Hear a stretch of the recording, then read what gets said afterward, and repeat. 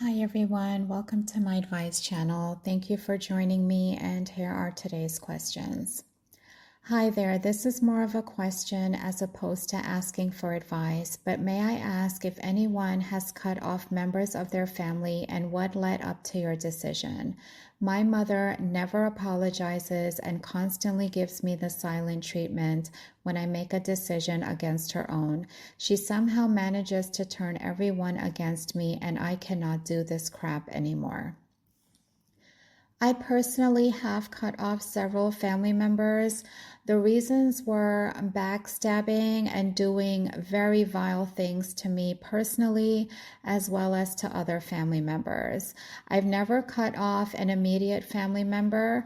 If my mother had the same behaviors as your mother, I would not have cut her off.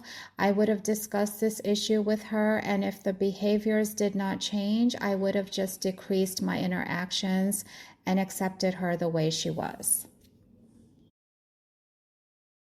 I've been divorced for about a year and have no plans on dating anyone anytime soon. However, I've recently had a strong desire to start a PhD program. It's funded and will actually help me pay off an insane amount of debt that I have from having to start over completely. But something keeps nagging me. Am I dooming myself to be alone forever if I get a PhD? Are guys going to just automatically brush me off because of that? I wouldn't worry about that. Do what makes you happy. You can't go wrong with education. The right man will come along despite your education level. Something is eating me alive, but I know if I say something, more than one person close to me are going to be hurt in the process.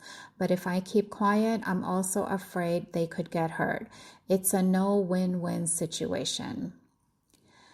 In which situation will they be hurt more, knowing or not knowing? In which situation will they benefit from long term?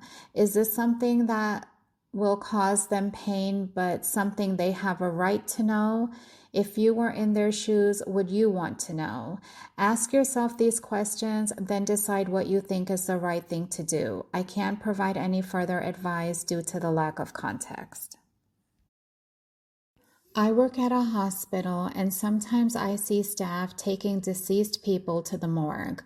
Do you think that staff should remain quiet when transporting deceased patients to the morgue? Oftentimes, I see them chatting like it's a normal day for them or complaining about something, and it hurts my soul. The above only applies for the 5-minute ride to the morgue, no other time during their shift. The hospital staff is accustomed to it as long as they aren't disrespecting the person who passed on in any way. I think it's okay to chat, but showing some level of respect for someone who just passed is better. I personally would feel a certain type of way thinking of this person, how they had a life just minutes or hours ago, a story, they have family and friends who are now grieving, and how humans in general deserve some dignity.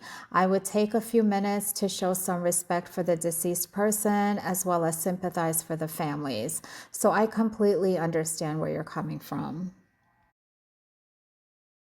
Am I wrong for wanting to put my baby up for adoption? I'm single and dated the father for 2 months. Things were toxic and involved the cops. I live with my mother and have zero in savings. I had no intentions of being a mother. I'm soon to be 35 weeks and haven't bought any baby items. Everything I have was purchased by my mother and a few of her coworkers. I have gotten baby books from the library speaking on motherhood, and at one point I was writing a journal for my baby to read in the future. But after further thought, I feel it's better my baby go to a 2-parent household, a couple that wants to have a baby and actually planned on having a baby. I feel stuck and feel like I'll be miserable having to co-parent / struggling to make ends meet and depending on others for help. I've been told my situation can be temporary. Of course, I know I can get back on my own, but even when I do, the thought of daycare / schooling, just all of it, seems too much, especially as a single mother. You are not wrong for wanting to put your baby up for adoption, but never make a permanent decision based on a temporary situation or emotion. There are things you can do for income while taking care of your own baby. You can babysit other children in your home or find an online job. You can also enroll in an online college program, which is self-paced and affordable. Some colleges and universities give students the option to make interest-free monthly payments. You can research that online.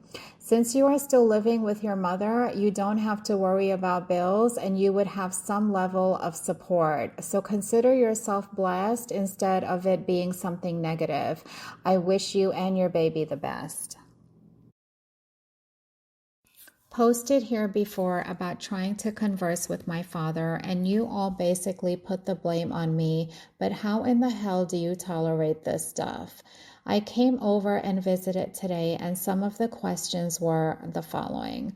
Well, was she a big old fat girl? When talking about some girl I used to talk to, I don't see how this is relevant at all nor appropriate. Pretty blatant guilt trips if I don't stay 3+ hours when I visit. Constantly trying to problem solve your problems. You can never just talk about life. He has the answers, always, which is pretty damned annoying. We must talk about subjects we've hashed over 1,000 times. No new topics, only the same topics. I'm talking about a girl in another city I plan to meet, and the first thing out of his mouth is, well, how do you know she's real? How do you know she isn't some truck driver pretending to be a girl? What the F? Basically poking fun at something legitimate of mine, as if I haven't already made sure of this. Again, how does a non-married, no kids, 40-year-old dude tolerate or deal with these kinds of conversations? Tell your father how his constant negative comments stress you out and you would feel more comfortable being in his presence if he were less negative. Otherwise, you would have to reduce your visits. Hopefully, that is what it will take to help him realize and understand how his actions make you feel. I understand parents can be a bit annoying by trying to always solve your problems, discussing the same subjects repeatedly, making you feel guilty if you don't stay as long as they would like, and looking out for your well-being. But this is something very normal, and they do have good intentions. I'm sure your father loves you, and try to have some level of understanding. Today, I would like to end with the following quote. Stay close to the small and free things that comfort your soul. Thank you all for watching. Until next time, take care and God bless.